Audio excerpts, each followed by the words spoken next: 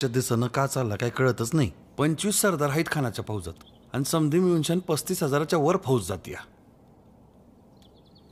सौराज्यावर चालून आलेली समद्यात मोठी फौज आहे राजा. ये एकल्याचं काम नाही राज. समधी माणसं आपल्या बरोबर पाहिजेत.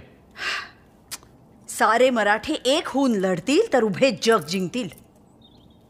परंतु हे होणे म्हणजे अमावस्येच्या रात्री वावरात कुसळ शोधण्यासारखे आहे. आणि त्यातनं आपल्या मावळातल्या 10 देशमुखांची तोंड 10 दिसला.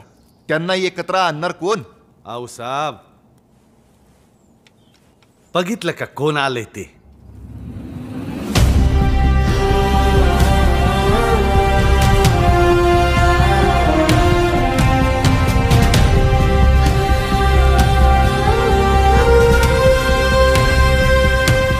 येसाजी, तुम्ही प्रश्न विचारला होतात ना, हे घ्या त्याचे उत्तर.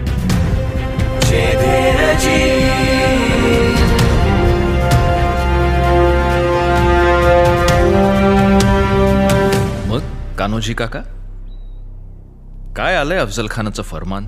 त्याच्या फौजेला कुमक करा असं म्हणलंय फरमानात. आणि नाही म्हणलं तर जनबा समेत घाण्यात घालून पिळू असं म्हणलंय. जनोबा समेत तेलाच्या खाण्यात पिळू असं म्हणलंय फरमानात.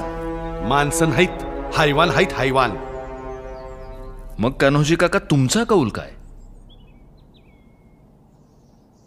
नाही, आजवर तुम्ही आम्हाला खूप मदत केली, पण आता इथून पुढं आई भवानीच आमची पाठ राखेन.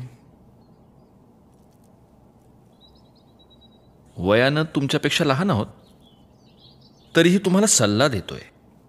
तुमचा कुटुंब कबिला वाचवा, तुमचं वतन वाचवा. जयदेंचं यमन इतकं हलकं वाटलं का राज? शहाजी महाराज साहेबांना दिलेल्या वचना पुढं कशाची मातत बरी राज? ही आणल्यात 5 पोरं तुमच्या मोर, सोडली तुमच्या नावसाहेबांच्या पायावर. आणि वतन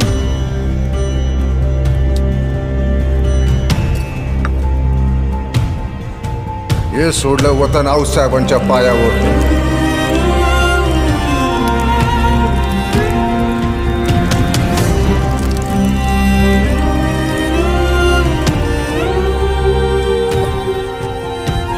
स्वराज्यासाठी लढता लढता खस्त होऊ तेव्हा रणांगणातली हाडं सावरताना ज्या हाडातनं शिवाजी शिवाजी स्वराज्य स्वराज्य आवाज येईल, जे त्यांची समजा खुशाल नेऊन टाका गंगेत.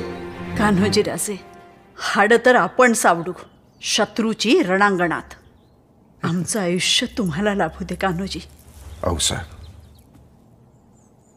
राजात